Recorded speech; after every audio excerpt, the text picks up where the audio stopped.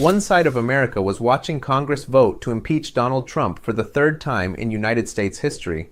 The other side was cheering inside a campaign rally in Battle Creek, Michigan, while Trump smiled under bright stage lights and told supporters, "We did nothing wrong." Somewhere between those two rooms, between the applause and the gavel strikes, between the chants and the constitutional language, the country stopped arguing about policy and started arguing about whether a president still needed permission from anyone at all. Because this was not really about Venezuela. It was not even about missiles. The military strikes were only the visible explosion. The real detonation happened earlier, inside the decision-making process itself, when Donald Trump allegedly concluded that Congress did not need to know before offensive operations against a sovereign nation were already underway. No emergency declaration, no imminent attack on American soil, no evidence that lawmakers were fully consulted before the strikes moved forward. Just executive power accelerating past constitutional guardrails at full speed while Washington tried to catch up afterward. And that is what transformed a political fight into something darker. Because the framers of the Constitution were obsessed with one fear above almost everything else: a leader who could drag the nation into war through personal impulse rather than public consent. They had already lived under a monarchy. They already knew what happened when military authority concentrated inside one man who believed accountability was optional. So they split the power deliberately. Congress declares war. The president commands the military once authorization exists. Simple structure, simple limit. At least it was supposed to be. But according to the impeachment articles, Donald Trump acted as though Article 1 of the Constitution had become more of a suggestion than an obligation. House Democrats argued that the strikes against Venezuela bypassed Congress entirely, turning the legislative branch into spectators watching missiles launch after the fact instead of representatives empowered to authorize force beforehand. Republicans immediately pushed back, accusing Democrats of weaponizing impeachment and trying to overturn an election through procedural warfare rather than ballots. Then came the split screen that may define this entire scandal historically. Inside the House chamber, lawmakers described the moment as solemn, painful, unavoidable. Some warned future generations would ask what Congress did when executive power crossed constitutional boundaries.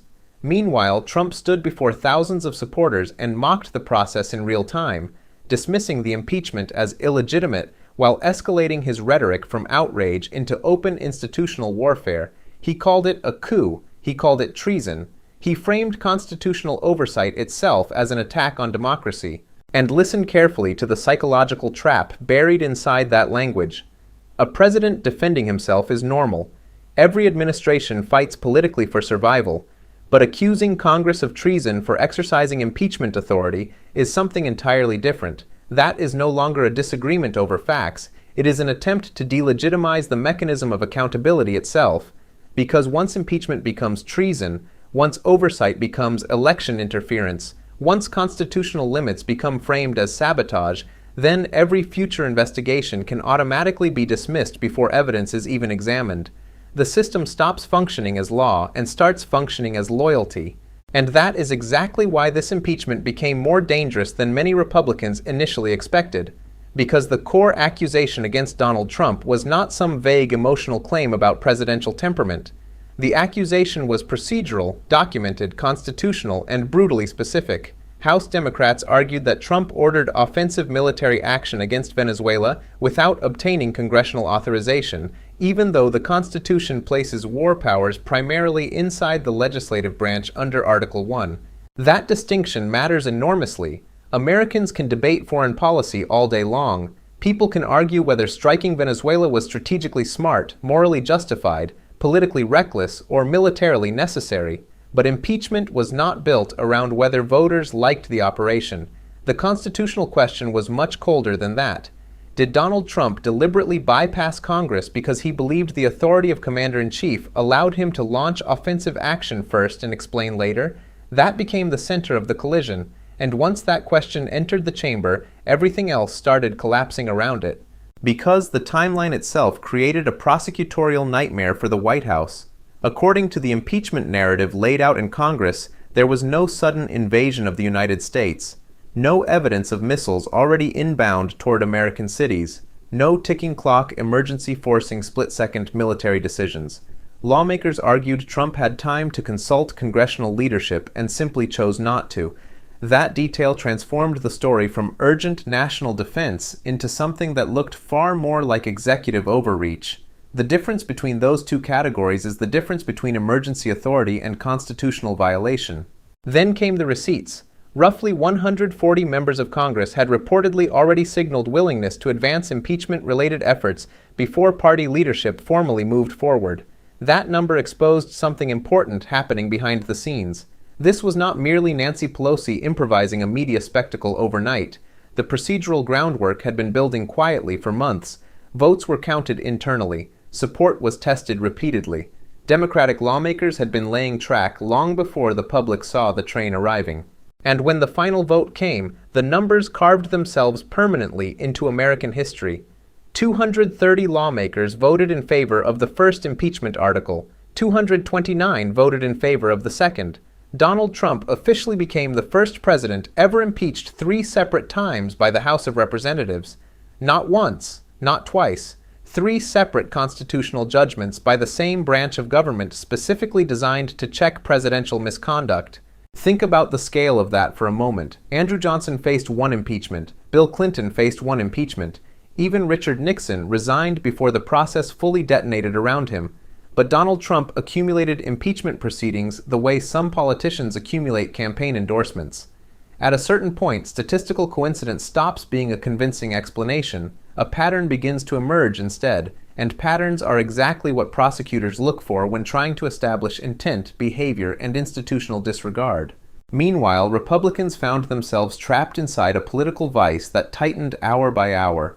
Defending Trump now meant defending unilateral presidential war powers at a scale many constitutional conservatives once claimed to oppose. Some Republicans tried reframing the impeachment as partisan revenge. Others argued Democrats were criminalizing policy disagreements. But underneath those talking points sat a much harder question that nobody inside the chamber seemed eager to answer directly. If Congress no longer has meaningful authority before military force is used, then what exactly remains of the constitutional balance the founders designed in the first place? That question became even more uncomfortable once Donald Trump escalated his rhetoric from political defense into something closer to institutional intimidation, because calling impeachment a coup was not just another angry social media outburst designed to energize a rally crowd. It was an attempt to redefine constitutional accountability itself as illegitimate. That rhetorical move matters more than many people realize. Once oversight becomes treason, then evidence no longer matters. Once Congress becomes the enemy, constitutional process itself starts looking optional to millions of supporters watching from home. And this is where the entire situation stops feeling abstract. People hear phrases like war powers and mentally drift into legal textbooks, Senate archives, and cable news debates between constitutional scholars wearing expensive suits. But the real-world consequences are brutally simple. Ordinary Americans can be dragged into military escalation by decisions they never voted on, never debated through their representatives, and never had the opportunity to stop beforehand. Families with children in uniform are expected to absorb the consequences later, while power in Washington argues retroactively about whether procedure mattered. That is the moral core hiding underneath all this legal language. Because the Constitution was specifically engineered to slow war down, the founders wanted friction, they wanted arguments, they wanted delay, they wanted multiple branches of government forced into the same room before military force crossed borders. Why? Because history had already taught them what happens when leaders gain the ability to act first and justify later. Wars become easier to start. Political incentives become more dangerous. National fear becomes a tool. Congress turns into spectators applauding or condemning decisions after bombs are already falling. And yet that exact erosion is what critics say they watched unfolding in real time under Donald Trump. Not suddenly, not dramatically, slowly, procedurally, one normalization at a time, one emergency justification after another, one expansion of executive flexibility layered on top of previous precedents until the constitutional boundary itself became blurry enough for almost nobody to recognize where the line originally stood. That may be the most chilling aspect of this entire impeachment. Democracies rarely collapse through one giant cinematic explosion. Most institutional decay sounds technical while it is happening. Paperwork, procedures, authorizations, internal memos, jurisdictional arguments. By the time the public notices the structural damage, the erosion has usually been underway for years. Even inside the Republican Party, the atmosphere reportedly began changing. Trump's political threats still existed, but they no longer carried the same aura of unstoppable force they once did. Reports circulated that Trump privately warned Republicans he would politically destroy anyone who broke ranks during the impeachment battle. But fear weakens when people watch repeated crises slowly chip away at the myth of invincibility. Some Republicans who once defended him automatically during previous scandals reportedly started showing signs of hesitation, especially as the constitutional argument became harder to dismiss as mere partisan theater. Because there was another uncomfortable reality hanging over the Capitol that night. The Senate trial itself threatened to become dangerous territory for the White House even if acquittal remained likely. Trials create records, witnesses create headlines, documents create timelines, questions create exposure. Every additional hearing carried the possibility that internal communications, national security discussions, or decision-making gaps surrounding the Venezuela strikes could become public in ways the administration could no longer fully control. And suddenly, the impeachment was no longer only about punishment. It became a fight over information itself, who knew what when they knew it, and whether the American public was ever supposed to know at all. And maybe that is the most revealing part of this entire crisis. Not the missiles, not the speeches, not even the impeachment itself. The most revealing part was watching how quickly the conversation shifted away from whether Congress should authorize military force, and toward whether Congress even had the right to ask questions afterward. Because once a government begins treating oversight as sabotage, constitutional balance starts collapsing into something much more primitive, raw power defended by political loyalty instead of legal restraint. The frightening thing is that history shows democracies almost never recognize the danger while it is still reversible. People wait for some dramatic movie scene, tanks in the streets, soldiers storming institutions, emergency broadcasts interrupting television. Real democratic erosion usually looks far less theatrical. It looks like normalization. It looks like citizens becoming exhausted by scandal. It looks like lawmakers gradually accepting behavior that would have triggered outrage a decade earlier. Eventually, the public stops asking, "Can a president do this?" and starts asking, "Can anyone realistically stop him?" That psychological transition is where systems become vulnerable.